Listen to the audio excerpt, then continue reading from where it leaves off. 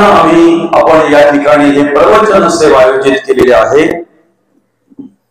आपल्या या शिरोळे गावातील हे पाटील परिवार आणि पाटील परिवाराचे पिताश्री कैलासवासी शिवराम केशव पाटील बाबांना गुरुवार दिनांक 28/8/2025 रोजी देवाज्ञा झाली।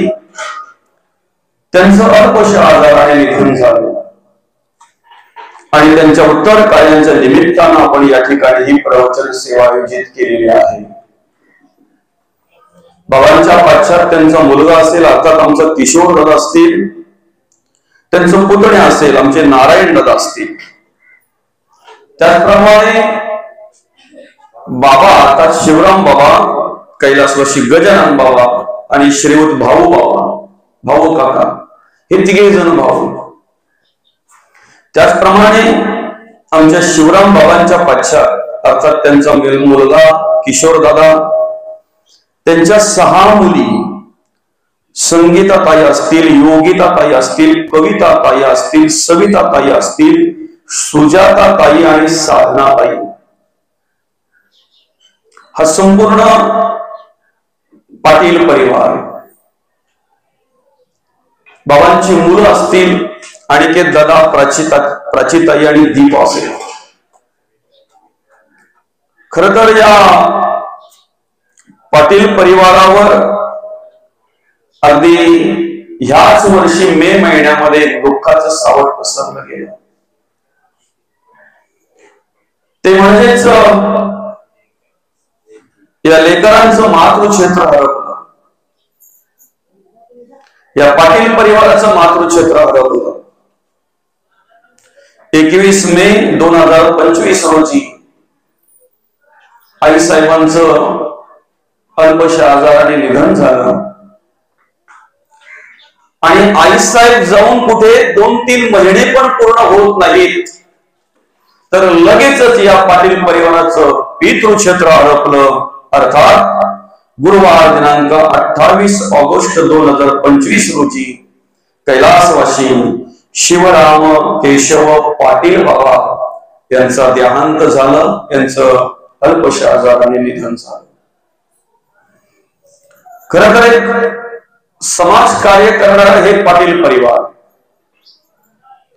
ज्या ठिकाणी आपल्याला सामाजिक कार्य पाहायला मिळतंय, राजकीय क्षेत्रामध्ये सुद्धा कार्य पाहायला मिळतंय आणि विशेष म्हणजे या ठिकाणी वर्णन करावं असं वाटतंय की शैक्षणिक क्षेत्रामध्ये अतिशय उल्लेखनीय कार्य या पाटील परिवाराचं आहे।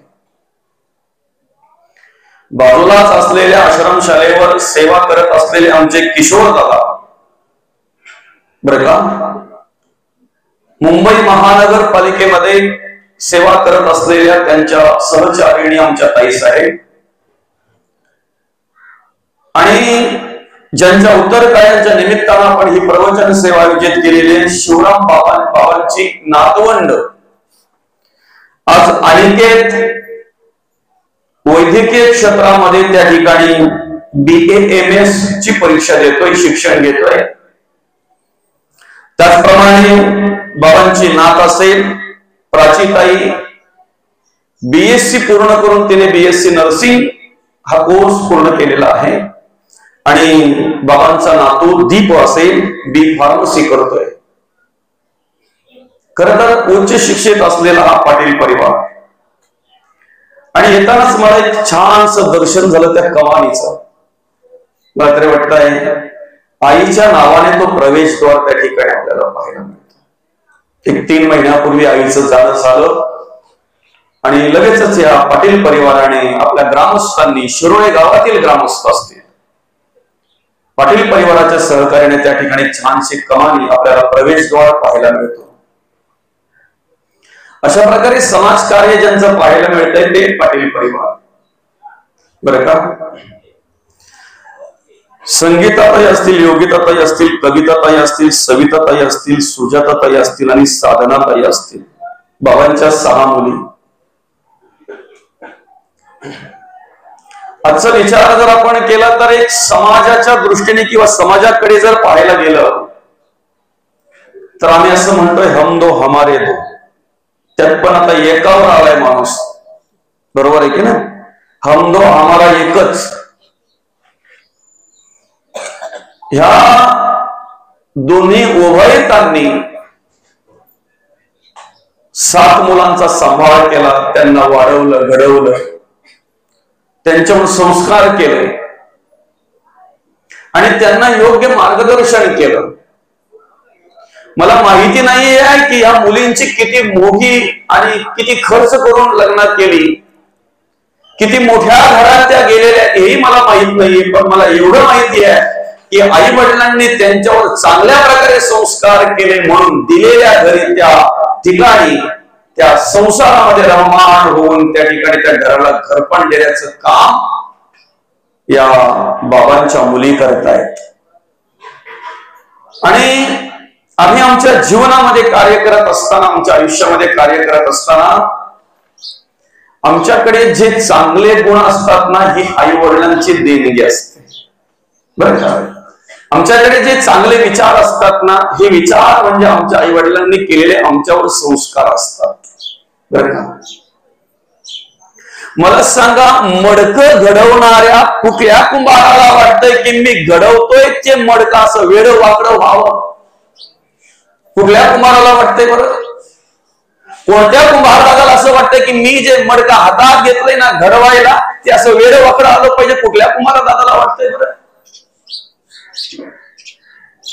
खर तर ती माती मळण्यापासून, ती तयार करण्यापासून, ती त्या चाकावर घेईपर्यंत त्यांच्या मनामध्ये एकच विचार असतोय की याचं छानसं मडकं तयार करायचंय, आपल्याला सुंदर मडकं तयार करायचं आहे. कधीच कुठल्या कुंभाराला वाटत नाही की हे मी मडकं जे बनवायला घेतलंय ना, ही वेड वाकडं व्हावं. तसं कधीच कुठल्याच आई वडिलांना वाटत नाही की ही माझी मडकी जी आहेत ना, ही माझी मुलं जी आहेत ना, ती वेड्या वाकड्या मार्गाला जावं अशी कुठल्याच आई वडिलांना वाटत नाही, कुठल्याच आई वडिलांना वाटत नाही. आणि म्हणून आमच्याकडे जे काही असतंय ना, चांगली कर्म, चांगले विचार, बरं का, जे काही चांगली कर्म, चांगले विचार जे असतात ना, याला कारण म्हणजेच काय माहितीये का? आमच्या आई वडिलांनी केलेलं मार्गदर्शन आहे, आमच्या आई वडिलांनी आमच्यावर केलेले संस्कार आहेत, बरं का? याचं श्रेय जगद्गुरु तुकोबा सुद्धा आम्हालाच देतात, बरं का? याचं श्रेय सुद्धा जगद्गुरु तुकोबा आम्हालाच देतात. आपुलिया हिता जो असे जागता, जो हितासाठी जागत आहे ना, धन्य माता पिता त्याची आहे. त्याच्या आई वडिलांची काहीतरी पुण्य आहे, त्याच्या आई वडिलांचं काहीतरी त्यांना मार्गदर्शन सामर्थ्य आहे, म्हणून आपल्या हितासाठी ती मुलं जागी आहेत. अनहिताकडे कोणीही वाटचाल करतंय ना भाऊ, अधर्माकडे कोणीही वाटचाल करतंय. वेड वाकडं वागण्यासाठी काय शिकवायला लागतंय का? शिकवायला लागतंय? मुळाक्षरांची ओळख व्हावी, बाराखडीची ओळख व्हावी म्हणून आमच्या गावात शाळा आहे. अंकगणित शिकावं, अंकांची ओळख व्हावी म्हणून आमच्या गावात शाळा आहे. तंबाखू कशी खायची परिसरात तरी कुठे आहे का? क्लास घेतला जातो, शिक्षण दिलं जातंय. अजून व्यसना वेगवेगळ्या प्रकारची कशी करायची त्यासाठी कुठे शाळा आहे का? वेगवेगळ्या प्रकारची काही शिक्षण, कोचिंग क्लासेस काही आहेत का? वेडवाकडं वागायला माणसाला शिकवावं लागत नाही, ते उपजत गुण शरीरी सहज येता येते, सहज येत आहे ना. मला सांगा, आपण शेतामध्ये लावताना भातच लावला होता ना, बरोबर आहे की नाही? भातच लावला होता की नाही? आता जाऊन बघा बरं, काय काय उगवलंय, काय काय आलंय ते, बरं का? आणि ज्याचं शेतीकडे लक्ष आहे ना, त्याच्या शेतात फक्त भातच दिसतोय, इतर तण दिसत नाही. पण ज्याचं शेतीकडे लक्ष नाही ना, त्याचं भात दिसतच नाही. कापणीच्या वेळी तर वरती आलेलं ते वेगळंच, मग ते येणारे जाणारे बोलतात यांच्या शेतात बरीच गौरी निघल्यात, असंच बोलतात ना माऊली. यांच्या शेतामध्ये बऱ्याच गौरी निघल्यात. तसं ज्या मुलांना चांगलं मार्गदर्शन मिळालं, ज्या मुलांवर चांगल्या प्रकारचे संस्कार झाले, त्यांच्याकडे तण दिसत नाही. आई वडील जे पेरतील ना तेच संस्कार, तेच विचार पाहायला मिळतात, तण दिसत नाही. बरं का, साधं उदाहरण आहे. एखादं फळ झाड जर आपण लावलं तर ते रोपट आहे तोपर्यंत त्याची काळजी घ्यावी लागते आपल्याला, बरोबर आहे ना. छान छोटस रोपट आहे ना तोपर्यंत त्याला पाणी, खत, विशेष म्हणजे मध्येच काहीतरी रोग पडू नये म्हणून फवारणी आहे त्याच्यावर. कुठपर्यंत? जोपर्यंत लहान आहे, रोपट आहे तोपर्यंत. एकदा मोठं झालं ना, मला सांगा तुमच्या बांधावर असलेले आता 2-3 डोक्याचे जे आंबे आहेत एवढ्या उंचीचे, त्यांना पाणी घालताय का तुम्ही आता? त्यांना खत देताय का तुम्ही आता? त्यांच्यावर फवारणीची गरज आहे का आता? तसं आम्हाला आमच्या लहानपणीच आमच्यावर संस्कार झाले पाहिजे, मार्गदर्शन मिळालं पाहिजे. आणि मी म्हणेन ह्या परिवाराकडे जर बघितलं ना तर ह्या परिवारातील वरिष्ठ त्या गोष्टीत कमी पडलेले नाहीत. आणि म्हणून या पाटील परिवाराच्या विचार, त्यांचं कार्य आम्हाला समाजामध्ये पाहायला मिळतंय. खऱ्या अर्थानं त्यांच्या आयुष्यामध्ये सुंदररित्या बरं का जगताना वागताना पाहायला मिळतंय.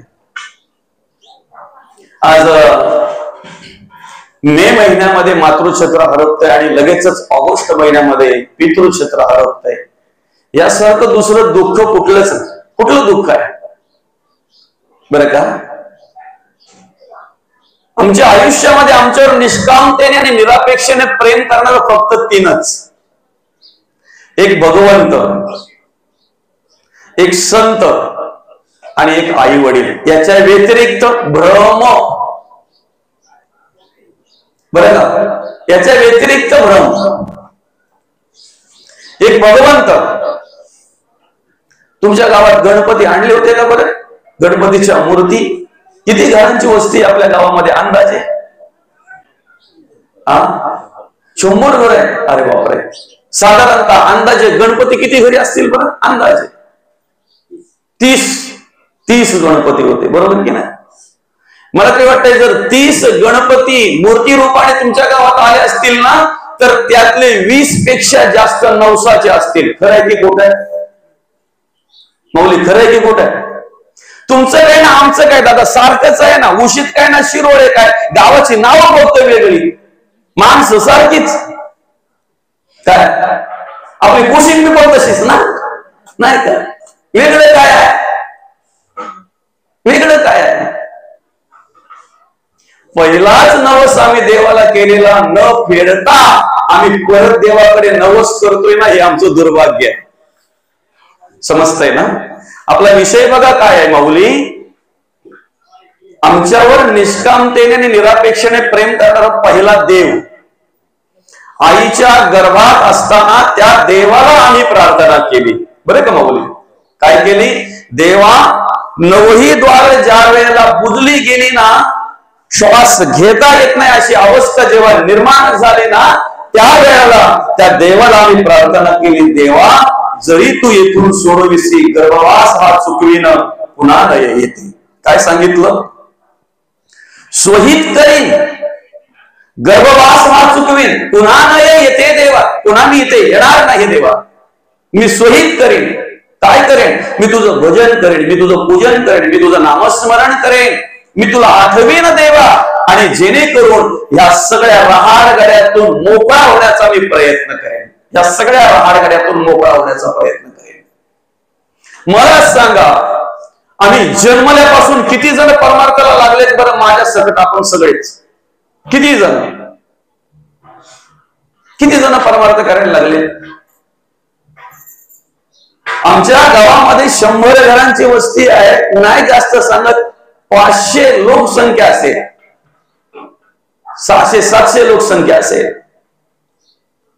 त्या सगळ्यांपैकी एक तरी असा जन्माला आल्याबरोबर ओम बोलत आलाय का बरं?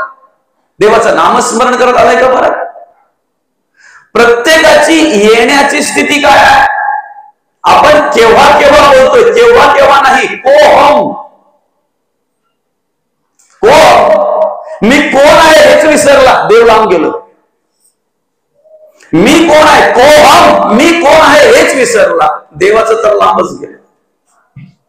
मग ऐका, देव निष्कामतेने निरापेक्षेने आमची सेवा करतोय कशावरून? त्या देवाला आम्ही प्रॉमिस केलं होतं, त्या देवाला आम्ही प्रार्थना केली होती, त्या देवाला आम्ही नवस केला होता. तो नवस विसरलेलो असताना सुद्धा तो देव आम्हाला सांभाळतोय, तो देव आमची सेवा करतोय, तो देव आम्हाला सामर्थ्य देतोय.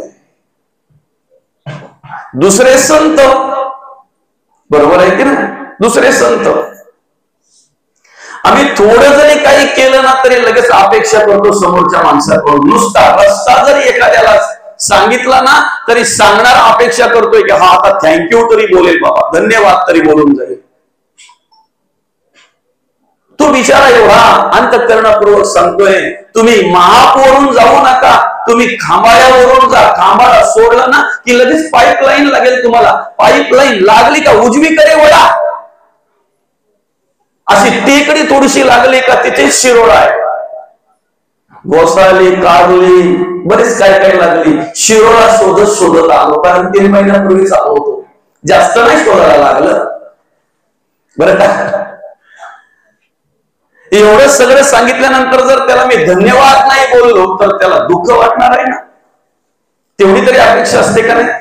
मला सांगा, आमच्या जीवनाचा मार्ग ज्यांनी सुलभ केलेला आहे आणि तो जीवनाचा मार्ग सुलभ करण्यासाठी ज्यांनी आम्हाला हे वाङ्मय दिलेलं आहे, मला सांगा ना, त्यांनी काय अपेक्षा केली बरं आमच्याकडून? काय अपेक्षा केली? जगद्गुरु तुकोबांनी आम्हाला 4-4.5 हजार अभंग दिले. किती? 4-4.5 अभंग. बरं, एक अभंगामध्ये एवढं सामर्थ्य आहे ना माऊली. एका अभंगाचा जरी आम्ही अंतःकरणपूर्वक विचार केला, अभ्यास केला आणि तो आत्मसात जर केला ना तर एका अभंगामुळे माणसाचं आयुष्य सुंदर होतंय, जीवन सुंदर होतंय, माणसाचं देहाचं सार्थक होतंय एका अभंगामुळे. एवढं सामर्थ्य त्या अभंगामध्ये आहे. माऊली ज्ञानोबांनी आम्हाला ज्ञानेश्वरी दिली, चांगदेव 65 दिली, अमृतानुभव दिला, हरिपाठ ग्रंथ दिला. काय मागितलंय सांगा? काय मागितलंय? काय अपेक्षा आहे त्यांची? आजही आमच्यासाठी ते प्रयत्न करतायत, आजही आमच्यासाठी ते कार्य करतायत. हे कार्य आता सूक्ष्म रूपाने कोणाचं सुरू आहे? कार्यकारण तुम्ही आम्ही पुढे असतो, पण विचार तुकोबांचेच आहेत ना, विचार माऊलींचेच आहेत ना, विचार नाथ महाराजांचेच आहेत ना, विचार संतांचेच आहेत ना.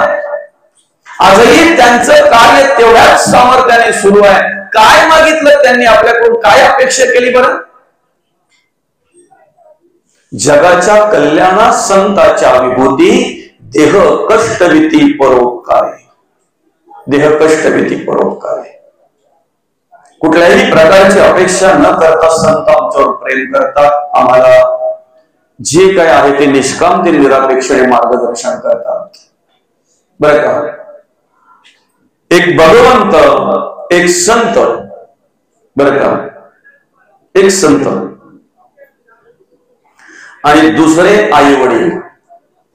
आई वडील आम्हाला मार्गदर्शन करतात, आमच्यावर प्रेम करतात, आमच्यावर माया आम्हाला सांभाळतात, आमचं संगोपन करतात, तळ हाताच्या फोडाप्रमाणे आम्हाला जपतात, वाढवतात, घडवतात. मला सांगा कसली अपेक्षा करतात आपल्याकडून? आई वडिलांची काय अपेक्षा असते? काही नाही, काही अपेक्षा नसते हो त्यांची, काही अपेक्षा नसते बरं का. कुठल्याही प्रकारच्या अशा अपेक्षा नसते. आपल्यासाठी त्यांनी जे केलंय ना त्या मान्यात त्यांच्यासाठी आपण काहीच करू शकत नाही. त्यांची बरोबरी आपण करू शकत नाही, त्यांची बरोबरी करू शकत नाही. कधीतरी एखाद्या वेळेला आमच्या घरात असलेल्या आजीच्या हातून कप लादीवर पडला, थरथर त्या हातातून, आणि तो कप जर फुटला तर घरामध्ये किती गदारोळ होतो बरं, किती गदारोळ होतो. ज्या माय माऊलींनी हाताचा पालना केलेला आहे दादा, काही मुले रात्रभर झोपत नव्हती, रडायची रात्रभर. अशा मुलांसाठी ती आई रात्रभर जागते.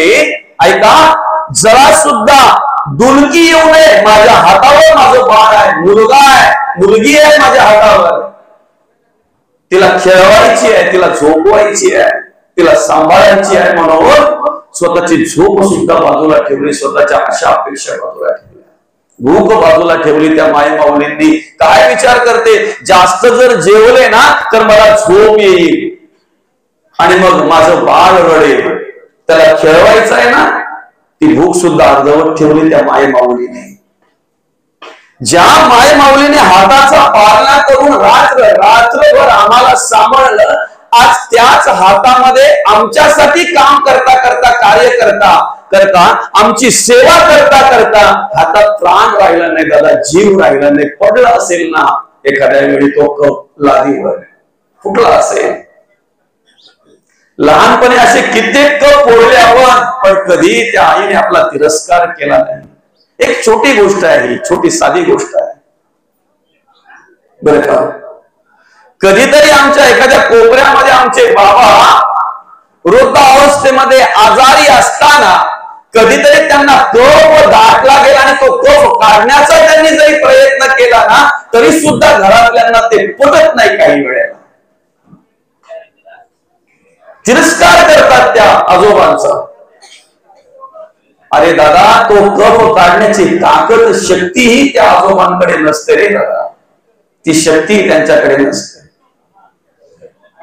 100-500 माणसांमध्ये एखाद्या शुभ कार्याच्या वेळी भरगच्च भरलेल्या मंडपामध्ये ज्या वेळेला आपण लहान होतो ना त्यावेळेला आपल्या नाकाला आलेलं शेपूट रुमाल नसताना त्या बापाने शर्टाच्या एका कोपऱ्याला पुसून होतं. हे आठवण करा, कधीतरी स्मरण करा. का माझा शर्ट खराब झाला तरी चालेल, पण माझा मुलगा इथे सुशोभित व्यवस्थित दिसला पाहिजे, शंभरा दिसता कामा नये.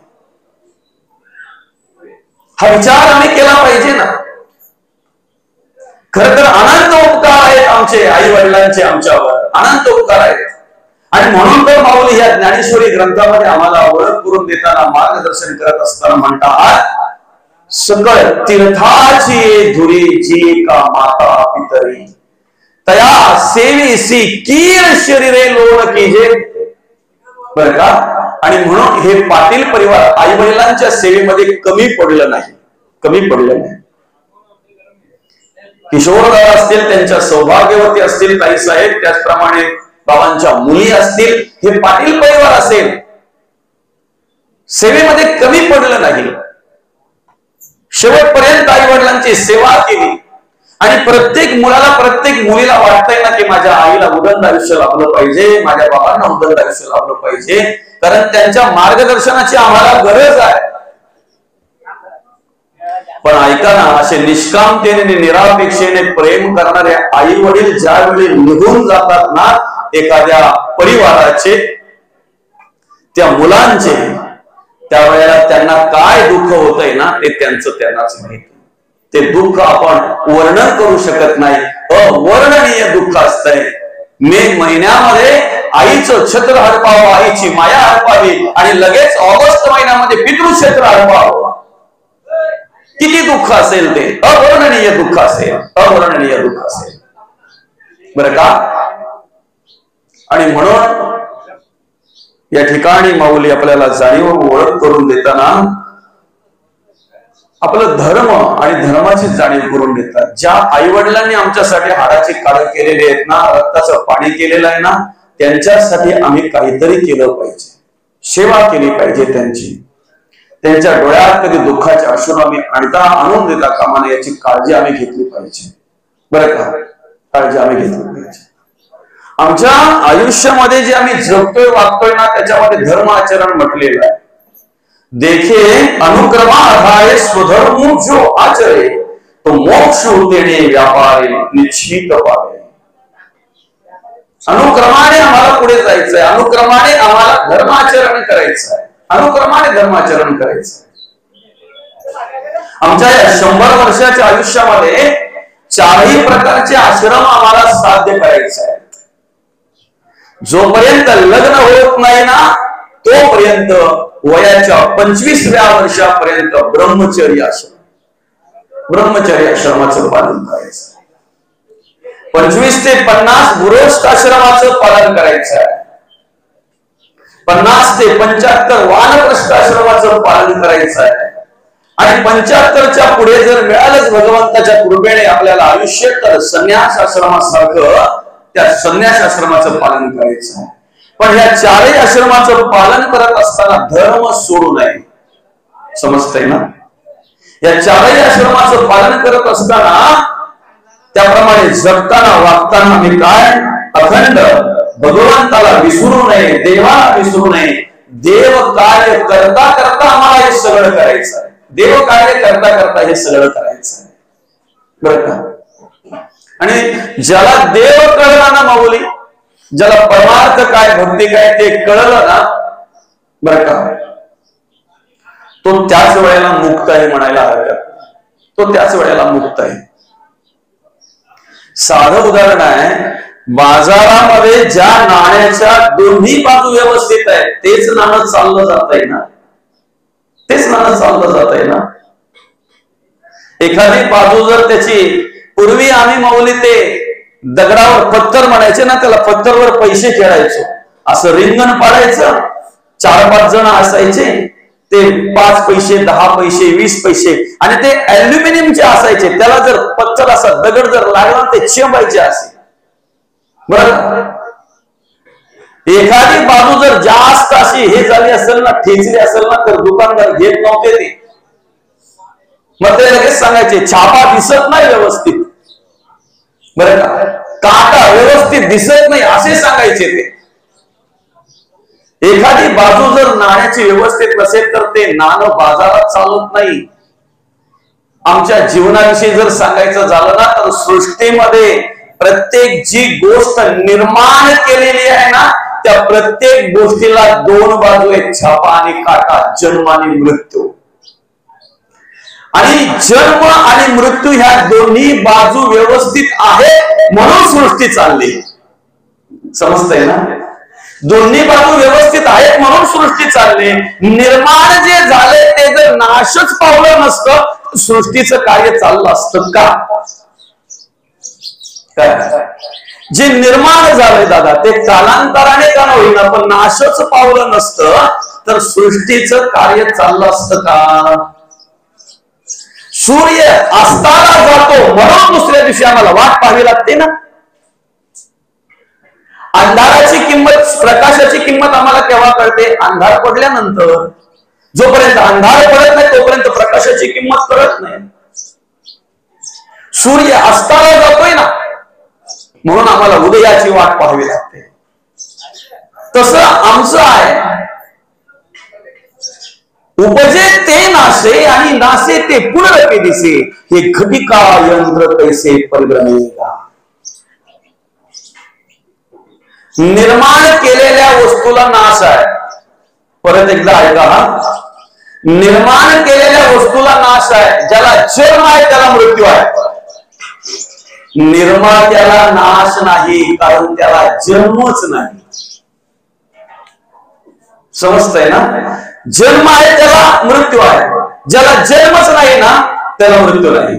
ज्याला जन्मच नाही त्याला मृत्यू नाही. जे निर्माण केले त्याला नाश आहे, निर्मात्याला नाश नाही. निर्मात्याला नाश नाही. आता मला सांगा, साधं उदाहरण आहे अगदी. आज पावसाळा सुरू आहे आणि ह्या पावसाळ्यामध्ये एकदा काय पाऊस पडायला लागला की आमच्या घरावरून नितोल्या पडत आहेत. बरोबर आहे की ना?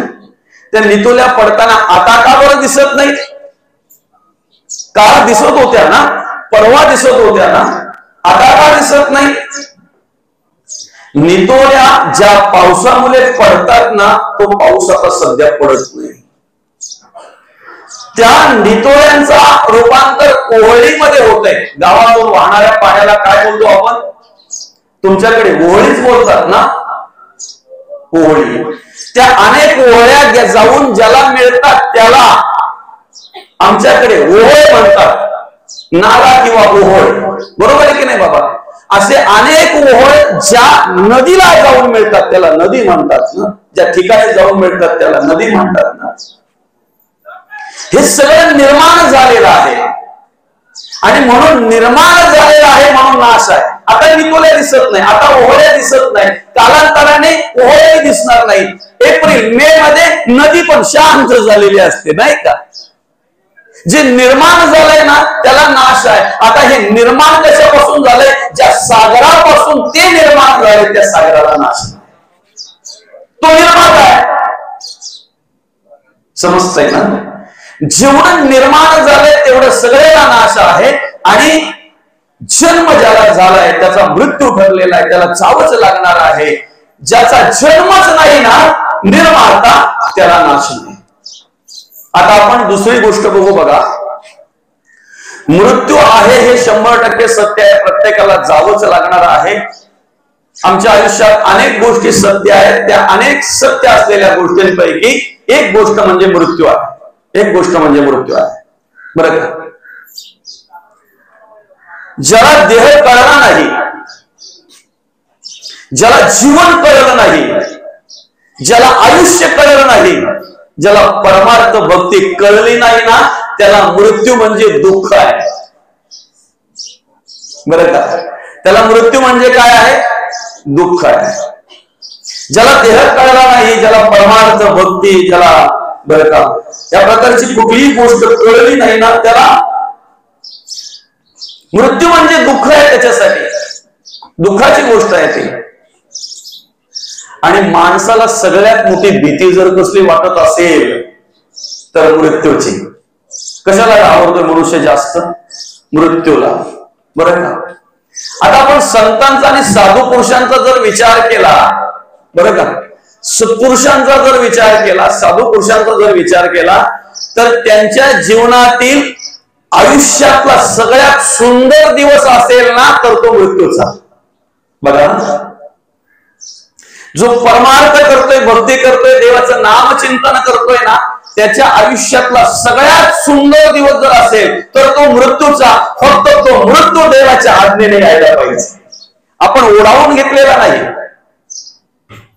भाषा कळते ना तुम्हाला? का माहित आहे का? तर ऐका. त्या सुंदर दिवसापैकी दुसरा दिवसच नाही. त्या सुंदर दिवसापैकी दुसरा दिवसच नाही.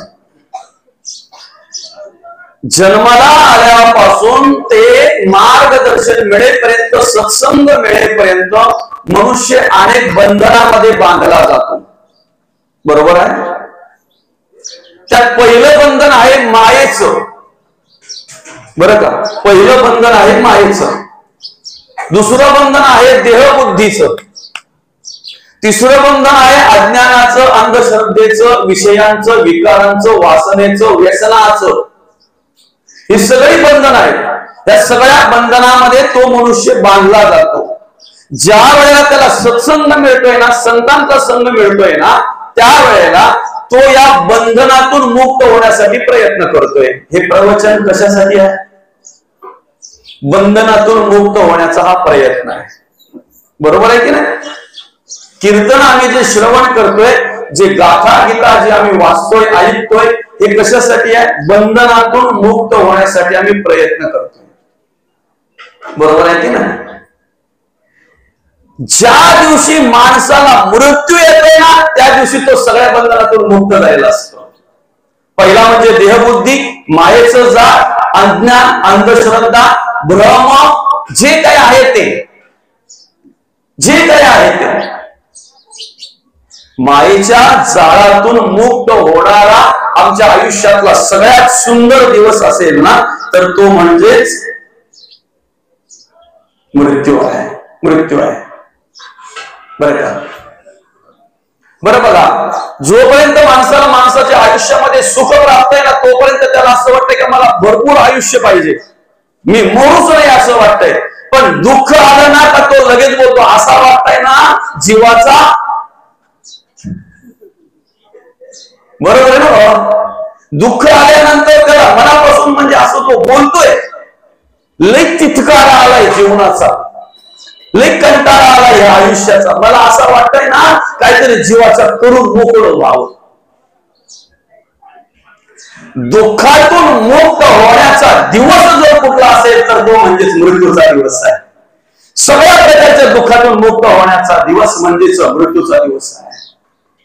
बघा, परमार्थिक माणसाच्या आयुष्यातलं सुंदर दिवस जर कुठला असेल तर तो म्हणजे मृत्यूचा दिवस. का? त्याला कारण हे आहे, त्याला कारण हे आहे. दुसरं, माणूस जिथून धावपळ करतोय की नाही, करता कमावता होतोय की नाही, तिथून किती धावतोय बरं, किती धावतोय? नुसती धावपळ धावपळ धावपळ त्याच्या जीवनाची चालू असते. कुठपर्यंत कुठपर्यंत धावतोय? शेवटच्या दिवसापर्यंत मनुष्य जरी देहाने थकला ना तरी मनाने धावत असतो, मनाने धावत असतो. आयुष्याची धावपळ थांबून स्थिरता प्राप्त होण्याचा दिवस जर कुठला असेल तर तो दिवस म्हणजे मृत्यूचा आहे, मृत्यूचा आहे. आयुष्याची धावपळ तिथे थांबली जाते ना. त्याच्या ज्या उठादेवी आहेत ना सगळ्या माऊली, त्या सगळ्या उठादेवी तिथे संपल्या जातात. तो दिवस म्हणजे मृत्यूचा आहे. आयुष्याची धावपळ आणि ती धावपळ थांबण्याचा दिवस म्हणजे मृत्यूचा आहे. त्याच्या पुढे जाऊ. चला, माणूस जसं जसं आयुष्य मिळते ना तसं तसं पुढचं नियोजन करत असतो. बरं का, लहानपणी आम्ही शाळेतलं नियोजन केलं, मला कुठपर्यंत शिकायचं आहे. शाळा संपल्यानंतर मग नियोजन केलं मला नोकरीला कुठे लागायचं आहे, मला काय धंदा व्यवसाय व्यापार काय करायचा आहे मला, त्याचं नियोजन करत असताना आम्ही नियोजन केलं. आज मी हजारो रुपयामध्ये आहे, लाखो रुपयात कधी असेल, लाखो रुपयात जेव्हा असेल तेव्हा करोड कधी येतील माझ्याकडे, हे नियोजन करत असतो तो. बरं, हे नियोजन कुठपर्यंत करतो, नियोजन कुठपर्यंत करतो? एखादा खातेत पडलेला आजोबा जर कोणाला सांगत असेल तर आपल्या शेजारचा माल आहे तो जर विकायला काढला तर सोडू नका. पडले खातेत, अंगात त्राण राहिलं नाही, पण मनाचं नियोजन चालू आहे ना. हे सगळं नियोजन पूर्णत्वास जाण्याचा दिवस म्हणजे मृत्यूचा दिवस आहे. स्टॉप झालं ना तिथे, सगळं थांबलं गेलं ना. हे सगळ्या प्रकारचं नियोजन आहे ना, ते नियोजन पूर्णत्वास जाण्याचा दिवस म्हणजे मृत्यूचा दिवस आहे. आणि त्याच्या पुढे जाऊन सांगू का, आम्ही आमच्या आयुष्यामध्ये कार्य करत असताना आम्ही निवडलेल्या क्षेत्रामध्ये जोपर्यंत आमची प्रगती होते ना तोपर्यंत तुम्हाला सहकार्य करणारे जास्त तयार होतात का विरोधक जास्त तयार होतात? विरोधक, बरोबर आहे की ना. सहकार्य करणारे कमी, तुम्हाला अजून उंच शिड्या चढाव्यात म्हणून जे उंच आहेत ना ते हात देणारे कमी, पण जे तुमच्यापेक्षा खाली आहेत ना ते तगड्या खेचणारे जास्त असतात, जास्त असतात, अधिक करून असतात. मृत्यूचा दिवस किती सुंदर आहे माहिती आहे. ज्यांनी आयुष्यभर आपल्याला विरोध केला ना, ज्यांनी आयुष्यभर आपली निंदा नालिष्टी आणि अपप्रचारच केला ना, तो माणूस सुद्धा आम्ही मेल्यावर स्टेटसला ठेवतो मिस यू दादा. लोकांना सांगताना काय सांगतोय माहितीये, अख्ख्या गावात जर चांगला माणूस असेल ना, प्रामाणिक माणूस असेल ना तर हाच. अरे हे शब्द तुझ्या मुखातून ऐकण्यासाठी त्याने आयुष्य घालवलं रे दादा. मग मला सांगा, मृत्यूचा दिवस सुंदर आहे का वाईट आहे? वैरी सुद्धा आमची स्तुती करतात. ज्यांनी आयुष्यभर आम्हाला त्रास दिला दादा ते आमचे विरोधक सुद्धा आमची स्तुती करतात. म्हणून जगद्गुरु तुकोबा त्या दिवसाची प्रार्थना देवाकडे करत होते.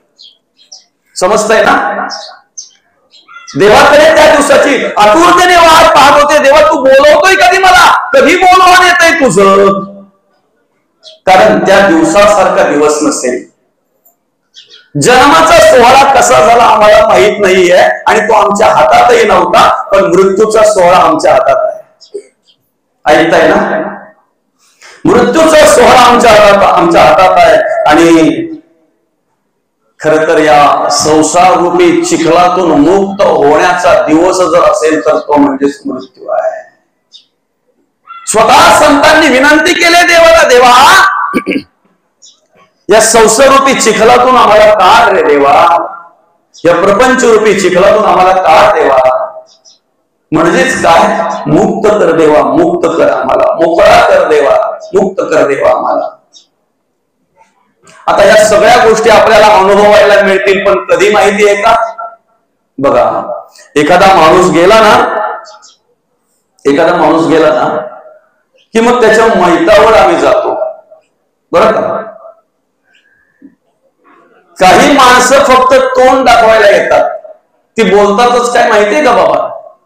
आता गेलाय तर खरं, पण कमीत कमी त्याच्या पोराला तरी दिसलो पाहिजे आलो होतो म्हणून. तोंड दाखवायला येतात. अति व्यस्त असलेली माणसं, त्यांना आम्ही साहेब म्हणतो, बरं का? काही माणसं फार फार घरापर्यंत असतात, काही काळ असतात, काही वेळ असतात, काही विसाव्यापर्यंत असतात, काही विसाव्यापर्यंत, काही स्मशानभूमीमध्ये येतात दर्शन घेईपर्यंत, अग्नी लावेपर्यंत मोजकीच असतात, जी आहे की नाही, अग्नी लावेपर्यंत. एकदा अग्नी लागली ना, एकदा अग्नी लागण्यात सगळे तिकडे पाठ करतात, गावाच्या दिशेने, घराच्या दिशेने निघतात. खर तर आम्हाला जर आमच्या मृत्यूचं गूढ जर पळून घ्यायचं असेल, आमच्या जीवनाचं गूढ जर पळून घ्यायचं असेल ना,